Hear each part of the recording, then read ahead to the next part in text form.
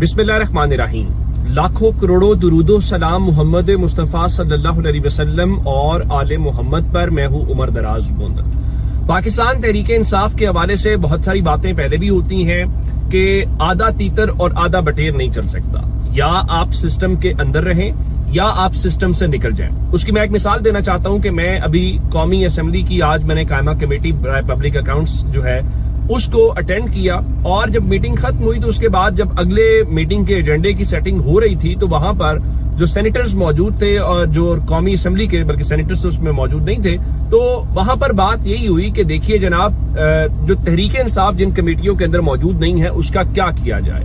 तो अब जाहिर है कि अब ना वो कमेटियां ऑफिशियली छोड़ रहे हैं, यानी पब्लिक अकाउंट्स कमेटी भी जो उसका आज भी एजेंडा जारी हुआ उसमें जो चेयरमैन अभी तक दिखाए जाते हैं वो जुनैद अकबर हैं, लेकिन क्योंकि उनके इस्तीफे कबूल नहीं हुए। तो कहने का मतलब है कि लोग कहते हैं कि आप accounts committee public accounts committee हो या स्टैंडिंग कमेटीज के अंदर नहीं बैठे हुए। जब आप नहीं बैठे हुए तो गवर्नमेंट कानून साजी भी करती है, बाकी सारी बातें भी हैं। अच्छा, फिर बहुत सारी बातें जब जीपी इलेक्शंस के हवाले से हुई तो लोगों ने कहा कि देखो आपको बल्ले का निशान नहीं मिलता या आपको इंतखाबी मुहिम चलाने की इजाजत नहीं मिलती तो आप बायकॉट कर दें। अच्छा, मैं जाती ओपिनियन अपना बाद में देता हूं। अब उसी तरह से तहरीक इंसाफ को वहां पर वो स्पेस नहीं मिली जो उसको मिलनी चाहिए थी, और ये सब जमातें मानते भी हैं। अच्छा, उसके बाद अब आजाद कश्मीर का इलेक्शन आ रहा है, और आजाद कश्मीर के इलेक्शन के अंदर भी पहले पाकिस्तान तहरीक इंसाफ जो है उसको इंतखाबी निशान हाई कोर्ट से मिला, और हाई कोर्ट के बाद जो सुप्रीम कोर्ट है उसने बल्ले का निशान एन जिस तरह काजी फायज ईसा साहब ने वापस लिया था, तो जनाबे काजी फायज ईसा की उस रीत के मुताबिक जो वहां पर आजाद कश्मीर की सुप्रीम कोर्ट है उसने भी उनसे वो वापस ले लिया। अच्छा, ये सारी बातें करने का मकसद ये है कि आर्गुमेंट ये है कि जब आपके पास आपको स्पेस नहीं दी जा रही, आपको काम नहीं करने दिया जा रहा, तो आप क्यों बैठे हुए? ये सवाल तो अपनी जगह पे बहरहाल मौजूद है। अब जब जीबी का इलेक्शन हो रहा है तो उस इलेक्शन के हवाले से जो इंपॉर्टेंट चीज है कि तहरीक इंसाफ के अंदर ये कहा गया कि वो बायकॉट करने जा रही है। एक नोटिफिकेशन आ गया, और कल हमने ये देखा कि बैरिस्टर गौहर जो पार्टी के चेयरमैन है उन्होंने कहा हमने कोई फैसला नहीं किया, और वो जो नोटिफिकेशन है वो जनाब फेक है। अब इस बारे में इतलात ये है कि पाकिस्तान तहरीक इंसाफ के हवाले से उनका जी हमने फैसला तो कर लिया है, लेकिन अब बायकॉट की खबरें आ रही हैं, और खबरें ये हैं कि जी जो पाकिस्तान तहरीक इंसाफ है उसने उनके मुताबिक उसके बायकॉट करने के हवाले से अक्सरियत की राय ये है कि हमें आजाद कश्मीर का जो इलेक्शन है उस पर बायकॉट करना चाहिए। ये सियासी कमेटी के अंदर उन्होंने डिस्कशन की है, लेकिन चंद ऐसे अरकान हैं जो इस हवाले से जो समझते हैं कि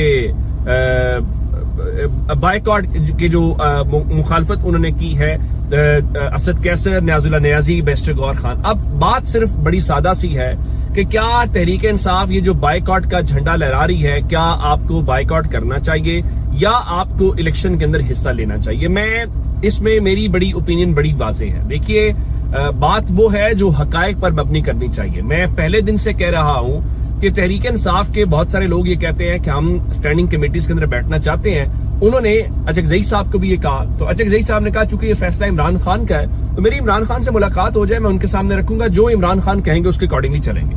उसी तरह से तहरीक इंसाफ के इंतखाबी प्रोसेस के हवाले से भी मेरा ख्याल है कि जो अक्सरियती लोग हैं वो यही कहेंगे, कि जो खासकर पार्लिमानी लोग हैं। अब यहाँ पे अक्सरियती ये राय आ रही है कि हमें बायकॉट करना चाहिए। मैं बहुत सारी माजी की मिसालें देकर आपको ये कह सकता हूं कि सियासी जमातें जब बायकॉट करती हैं उन्हें उसका फायदा नहीं होता। अब आप कहेंगे मैं क्यों बात कर रहा हूं? आप देखिए 2008 के इलेक्शन में आपने बायकॉट किया, जो कि आप सबका मुश्तरका फैसला था, मियां नवाज शरीफ डॉज दे गए, तो चलें ठीक है। जमात इस्लामी ने बायकॉट किया, क्या उन्हें पॉलिटिकली उसका फायदा हुआ या नुकसान हुआ? उन्हें उसका नुकसान हुआ। अब 8 फरवरी को ये बात दुरुस्त है कि पाकिस्तान तहरीक इंसाफ ने जो मैंडेट हासिल किया, जो अवाम ने उनको मैंडेट दिया, असेंबलियों के अंदर वो मैंडेट उनके हवाले नहीं किया जाए। ये रियलिटी है, इस पर खुलकर बात होनी चाहिए, इसमें कोई दूसरी राय नहीं है। मैं उन लोगों में था जिसने ग्राउंड पे कवर किया और जिसने बताया, मैं तो नवाज शरीफ के हल्के के अंदर मेरी उस दिन ड्यूटी थी, और मैं उस दिन आज भी वीडियोस रिकॉर्ड के ऊपर है, और हम सब जानते हैं कि 8 फरवरी को मतलब मेरी लाहौर में ड्यूटी थी, मैंने 14 हल्कों का सर्वे भी कौमी असेंबली का किया था कि लाहौर से कौन जीता है, ये इसमें कोई दूसरी राय नहीं है। लेकिन उसके बावजूद अगर आपको सीटें नहीं मिली या आपके साथ वो कुछ हुआ, तो आज भी आपका केस क्या है? आप आज भी अपने मुखालिफिन को ताना देते हैं या कम से कम उनको ये बात सुनाते हैं कि देखो भाई बात बड़ी सीधी सादी है कि आपके पास फॉर्म 45 है कि नहीं है। ये सारी बातें करने का मकसद क्या है? ये सारी बातें करने का मकसद ये है कि आपका पॉलिटिकल केस तो मजबूत है ना, आपकी सपोर्ट बेस भी आपके साथ है। جب آپ ہوگا کیا کہ آپ اس پروسیس کا بائیکاٹ کریں گے جو کہ پروسیس فیئر نہیں ہے، یہ بات میں مانتا ہوں، لیکن جب آپ بائیکاٹ کریں گے تو آپ کو کوئی ریپلیس کرے گا 5 سال کی گراؤنڈ ریئلٹیز کے بعد جب آپ کو موقع ملے گا۔ آپ اگر مثال کے طور پہ اسمبلی میں 5 لوگ ہو سکتے ہیں، مثال کے طور پہ اگر آپ کو مینڈیٹ ملے بھی چلے آپ کی سیٹیں کم کر دی جائیں گی، پورے 5 سال جب آپ نہیں ہوں گے تو عوام کا مقدمہ کون لڑے گا؟ سو عوام کے لیے بھی اور آپ کے لیے بھی ضروری ہے کہ آپ اس الیکشن پروسیس کا پارٹ بنیں، اور اس میں غلط صحیح کی بحث اپنی جگہ پہ موجود ہے۔ آپ اگر بائیکاٹ کریں گے تو آپ کو کوئی ریپلیس کرے گا، آپ سیاسی طور پہ اپنا قد کاٹ کم کریں گے، آپ سسٹم میں سے نکل جائیں گے۔ میری رائے میں اس کے حق میں نہیں ہوں، باقی پھر پی ٹی آئی کا اپنا فیصلہ ہے، وہ جو مرضی کریں۔ اچھا، یہ ساری باتیں جب ہو رہی ہیں تو یہ باتیں اس لیے ہو رہی ہیں کیونکہ تحریک انصاف کے پاس جو ہے وہ سارے لوگ جو ہیں وہ ان پہ اعتماد کرتے ہیں یا وہ سمجھتے ہیں کہ وہ عوام کی نمائندہ جماعت ہے اس حوالے سے۔ اچھا، اس ساری صورتحال کے دوران ایک چیز اور بھی ہے جو میں نون لیگ کا دھڑلے سے اعتراف کہہ رہا ہوں نا، جب تحریک انصاف یہ کہتی ہے سارا کچھ، تو اب ہوا کیا کہ جو کچھ آج کل ہو رہا ہے اس پہ خواجہ سعد رفیق صاحب نے اپنے فیس بک اکاؤنٹ کے اوپر، اپنے ٹویٹر اکاؤنٹ کے اوپر لکھا ہے آواز دروں کے نام سے۔ وہ لکھتے ہیں جی، دہائیوں کی غفلت اور محلاتی سازشوں کے بعد ہماری پیاری سیاسی جماعتیں اور پارلیمنٹ بے وقتی کی حدوں کو پہنچ چکی ہیں، یعنی وہ مان رہے ہیں کہ ہماری سیاسی جماعتیں اور پارلیمنٹ بے وقت ہو چکی ہے۔ تھوڑی سی محنت، جماعتوں کی تنظیم، اندرونی جماعتی رویوں کے قیام، میرٹ پر مبنی سیاست اور مخالفانہ آوازوں کو برداشت کرنے پر کر لی جاتی تو ہم ایک پرامن، مستحکم اور جمہوری معاشرہ بن چکے ہوتے۔ جب بھی ملک کو چند قدم آگے بڑھانے کی کوشش کی گئی، جمہوریت، انصاف، ترقی، قومی مفاد، استحکام اور قومی سلامتی کی آڑ میں اسے ریورس گیئر لگا دیا گیا۔ بدقسمتی سے اس حمام میں سب ننگے ہیں، کسی جماعت یا ادارے کے ہاتھ صاف نہیں ہے۔ امر واقعہ یہی ہے کہ مخالفین کو دبانے کے لیے ریاستی اداروں کے کندھے استعمال کرتے کرتے سول سپیس برائے نام رہ جاتی ہے اور آپ اخلاقی جواز کھو بیٹھتے ہیں، لیکن ہمیں اپنے مفاد میں یہ سب سہانا دکھائی دیتا ہے تا آن کا کہ ہماری اپنی باری آ جاتی ہے۔ مزید لکھتے ہیں، ہماری عزیز از جان نیم جمہوری سیاسی جماعتیں اور حکومتی گڈ گورننس کرنے کی بجائے سب کچھ ریاستی اداروں کی طاقت پر چھوڑ دیتی ہیں۔ بعد از خرابی بسیار نیم دلی اور نیم رضامندی سے سیاسی حل تلاش کیا جاتا ہے جو عموماً ناکام رہتا ہے، اور پھر قومی سلامتی کے نام پر طاقت کا بے محابہ استعمال بھی آخری حل سمجھا جاتا ہے۔ آئین پاکستان کی روح کے مطابق عمل کرنے والوں کے لیے سیاست میں رہنے کی گنجائش کم ہو رہی ہے اور دائروں میں ہمارا سفر جاری ہے۔ یہی حالات رہے تو مختلف ناموں اور ٹائٹل سے بننے والے جتھے، کمیٹیاں اور مسلح لشکر راج کرتے نظر آئیں گے۔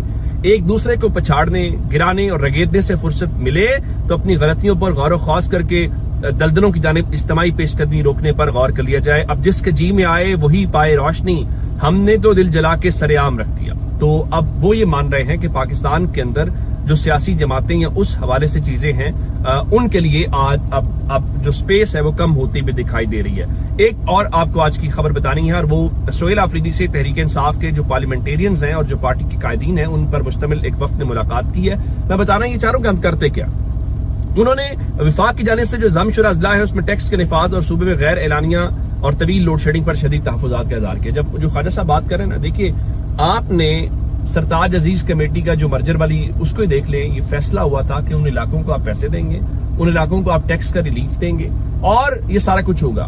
اب آپ کی حکومت کے بنائے گئے اصول کو آپ نے جب اس کو یہ سب کچھ کیا، یعنی پیسے آپ نے ان کو نہیں دیے، ٹیکس کل سے ان کے اوپر آپ نے نفاذ کر دیا ہے، تو اب کیا ہوگا؟ یعنی ان لوگوں کی تو وہ اکانومی نہیں ہے، پھر وہاں پہ رد عمل آئے گا، جب رد عمل آئے گا تو پھر ڈنڈا چلائیں گے، پھر آپ کہیں گے یہ فلاں غداری ہے، ان کے فلاں غیر ملکی وہ شواہد مل گئے ہیں۔ سو آپ دیکھیں نا کہ جب سیاسی جماعتیں خود فیصلہ کرنے کی باری ہوتی ہے تو فیصلہ کیسے کرتی ہیں، اس وجہ سے مسائل ہیں۔ اصل بات یہ ہے۔ تو یہ اب تک کی اپڈیٹس ہیں، اگر آپ نے بھی چینل سبسکرائب نہیں کیا کر لیجیے، اپنا بہت سارا خیال رکھیے گا۔ خدا حافظ۔